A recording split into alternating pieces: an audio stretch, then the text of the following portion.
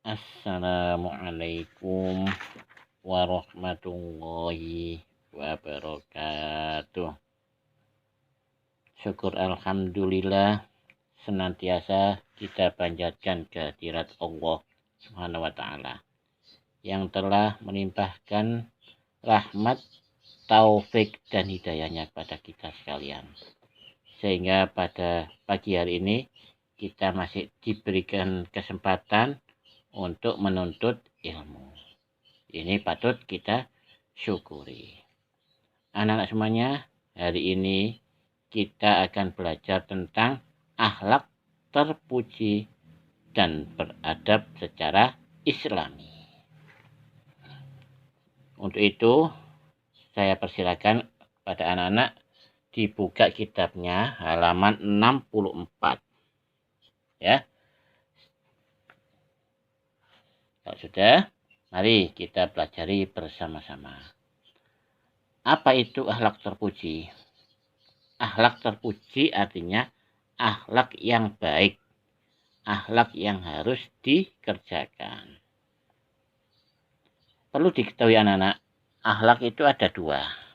Ada yang namanya akhlakul mahmudah atau akhlak terpuji. Dan juga ada akhlakul mazmumah, yaitu akhlak yang tercela.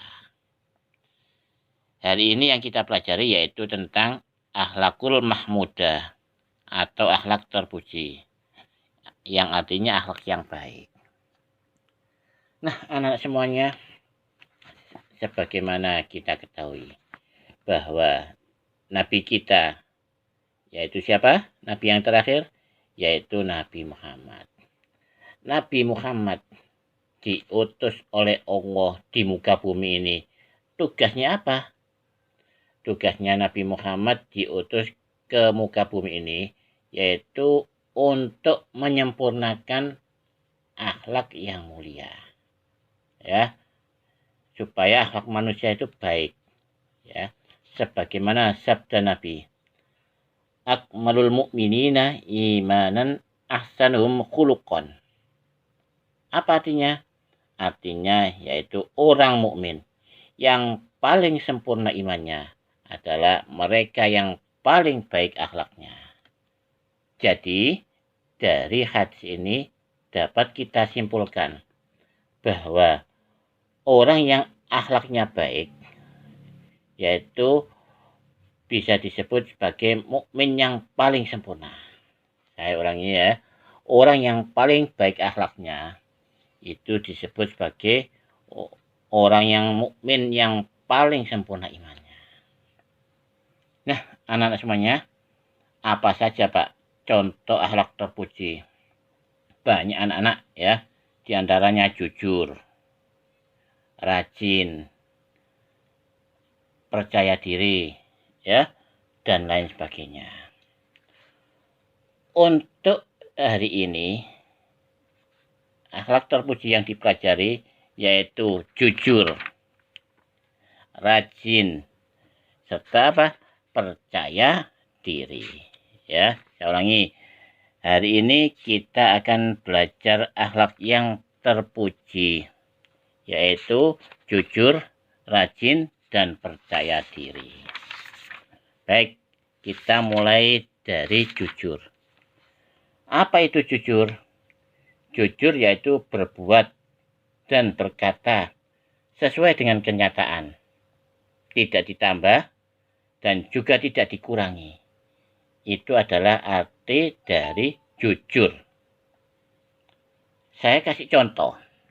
Misalkan kalian disuruh oleh orang tua kalian untuk membeli gula, katakanlah. Setelah kamu belikan, ada kembaliannya, kamu kasihkan semuanya. Ya, tidak ada yang diambil dari kembalian tadi. Itu termasuk orang yang jujur. Nah, kita harus berbuat jujur kepada siapa saja. Tidak boleh berkata dusta. Karena apa? Rasulullah mengajarkan kepada kita untuk selalu jujur terhadap siapa saja. Kalau orang itu jujur, insya Allah akan disenangi oleh banyak orang.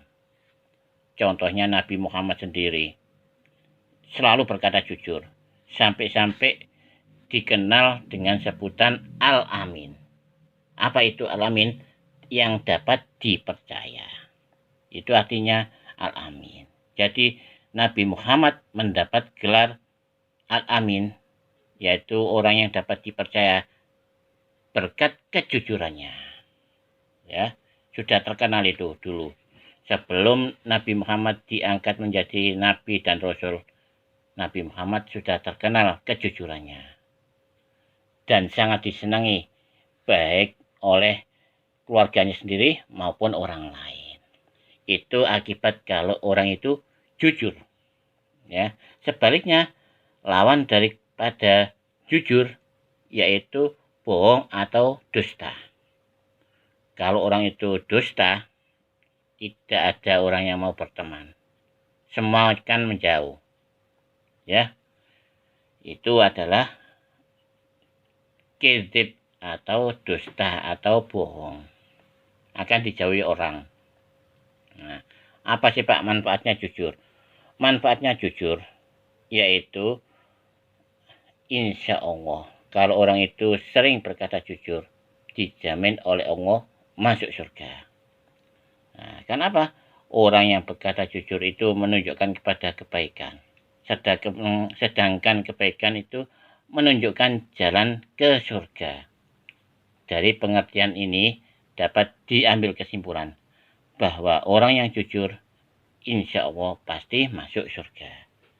Sedangkan orang yang bohong, katanya sabda Nabi, ya, sesungguhnya dusta itu menunjukkan kepada kejelekan. Sedangkan kejelekan itu menunjukkan ke neraka. Berarti orang yang dusta pasti masuk neraka.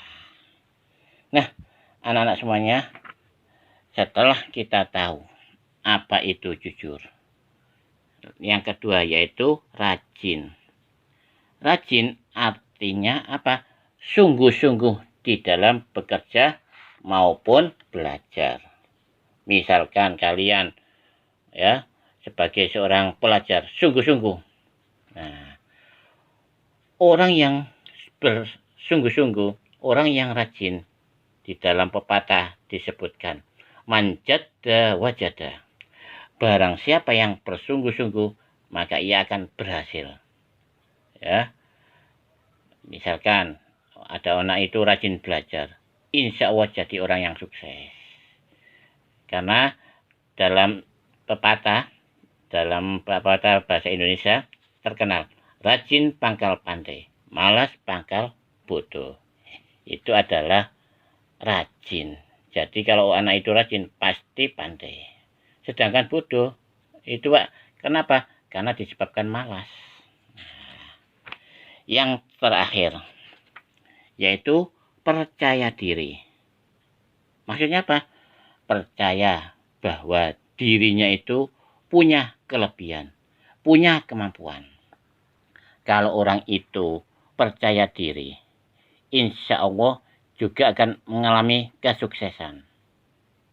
Ya, saya ambil contoh temannya Pak Nus dulu. Ya, tidak pernah mencontoh teman, selalu dikerjakan sendiri. Kalau mengalami kesulitan, tanya caranya, bukan isinya, tanya caranya. Itu namanya percaya diri. Akibatnya apa? Alhamdulillah, berkat percaya diri, ya, temannya Pak Nus yang tidak pernah mencontoh temannya, yaitu sekarang jadi kapten. Itulah manfaat dari percaya diri, percaya kepada kemampuan dirinya sendiri, ya, percaya bahwa dirinya mampu. Ya. Lawan daripada percaya diri yaitu bergantung. Selalu menggantungkan orang lain, selalu mengharapkan bantuan orang lain. Nah, anak-anak semuanya, sampai di sini dulu materi pelajaran pada hari ini. Semoga materi pada hari ini dapat kalian terapkan di dalam kehidupan sehari-hari. Akhirnya, saya akhiri. Assalamualaikum warahmatullahi wabarakatuh.